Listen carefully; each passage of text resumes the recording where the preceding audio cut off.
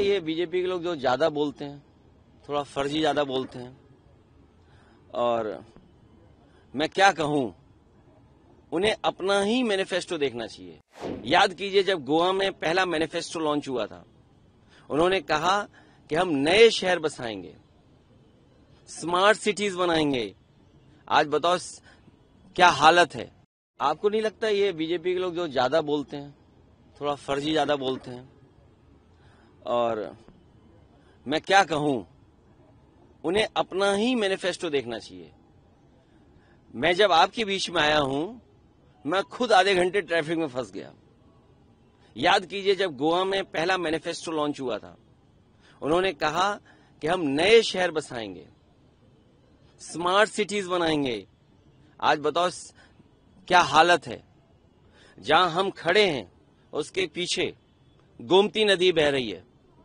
गोमती नदी का बीओडी क्या है, डीओ क्या है, या कितनी दूषित हो गई है। समाजवादियों ने बनाई हो, ये बात इसलिए याद कर दिला रहा हूं कि भारतीय जनता पार्टी ने कहा था कि मां गंगा को साफ करेंगे। ये जो 1 करोड़ की नौकरी बिहार में देने जा रहे हैं, इससे पहले भी 2 करोड़ नौकरी का वादा किया था। वो नौकरियां कहां हैं?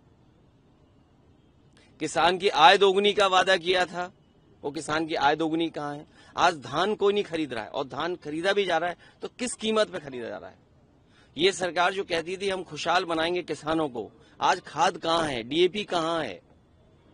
और फिर डॉलर को लुढ़कते हुए देखते थे उस समय, आज क्या डॉलर लुढ़क रहा वो नहीं दिखाई दे रहा। और अमेरिका के राष्ट्रपति समय समय पर प्रधानमंत्री जी को याद दिलाते हैं, बीजेपी को याद दिलाते हैं कि आपका रास्ता क्या है, टैरिफ लग रहा है। और सुनने में आ रहा है कि भारत सरकार ने अंदर ही अंदर अमेरिका का दबाव स्वीकार किया है। जो अमेरिका चाहता था कि टेक्सटाइल इंडस्ट्री में कॉर्न के आने का रास्ता खोला जाए, दूध के आने का और दूध के प्रोडक्ट्स का रास्ता खोला जाए, इस भारतीय जनता पार्टी की सरकार ने लगता है स्वीकार कर लिया है। आपके जो महागठबंधन का मैनिफेस्टो है, प्रधानमंत्री ने उसको रेटलेस बताया कल जब वो रैली संबोधित कर रहे थे। अमेरिका के राष्ट्रपति हमारे प्रधानमंत्री जी को किलर कह रहे हैं। भारतीय जनता पार्टी को बताना चाहिए कि अमेरिका जैसा देश उनके प्रधानमंत्री को किलर क्यों कह रहा है। सर, बिहार में विपक्ष के समर्थकों की हत्या की जा रही है। एक बड़ी बीजेपी की सरकार में किसी की भी हत्या हो सकती है। आप में ही कोई अपराधी को गोली मार दे, आपने तो लाइव देखा है सर, और इस चैनल ने तो देखा है। नहीं, इसने नहीं, वो है ही नहीं है। सर, सरदार पटेल की जयंती है, आज प्रधानमंत्री गुजरात में हैं। वो कह रहे हैं कि कांग्रेस ने जो है सरदार पटेल की लेगेसी को नहीं माना और आतंकवाद के सामने झुक गई। सरदार पटेल जी का बहुत बड़ा योगदान रहा है। जिस तरह आज हम आचार्य नरेंद्र देव जी को याद कर रहे हैं, सरदार पटेल जी का भी बहुत बड़ा योगदान रहा है। जहां देश को एकजुट किया, रियासतों को खत्म किया, देश हमारा कैसे मजबूत दिखाई दिया, और लौह पुरुष किसान के लिए खड़े रहना, इसीलिए सरदार पटेल की उपाधि मिलना, उनके योगदान को हम कभी भुला नहीं सकते। और आज ये कहना कि कल क्या हुआ था, तो याद रखना चाहिए भारतीय जनता पार्टी को कि उनकी पेरेंटल पार्टी जहां से वो बीजेपी निकली है, उस संस्था को बैन किया था आज सरदार पटेल जी ने। और आज जरूरत वही है कि कोई सरदार पटेल बने इस देश में और इस विचारधारा पर फिर बैन लगे। आरएसएस की बात करते हैं ना, वो आप खुद जानते हैं। अच्छा सर, हम हर चीज के लिए तैयार हैं, लेकिन वोट को गड़बड़ नहीं होने देंगे।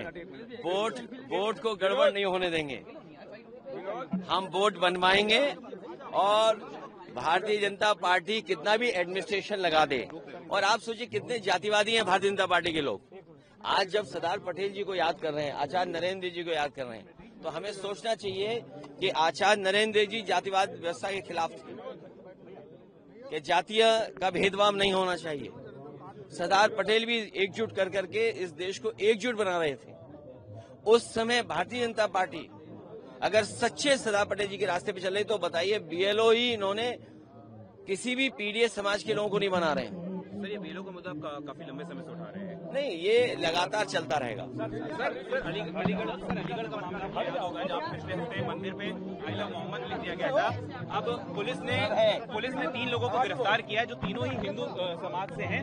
तो उन्होंने प्रॉपर्टी डिस्प्यूट में इस तरह से टेंशन फैलाने की कोशिश की। देखिए, ये एक्सपेरिमेंट कई बार बीजेपी करती है और बीजेपी के लोगों का इसी तरह का काम चलता है। इससे पहले तालेग्राम में, कन्नौज में एक एसओ को हटाने के लिए, माइनिंग के काम को करने के लिए बीजेपी के नेता ने, बीजेपी के लोगों ने एक जानवर को काट करके भगवान के मंदिर में फेंका था। जब सच्चाई खुली तो 18 लोग जेल गए, एनएसए लगा और उस समय समाजवादी पार्टी ने आंदोलन किया, उसकी वजह से वो 18 के 18 जेल गए।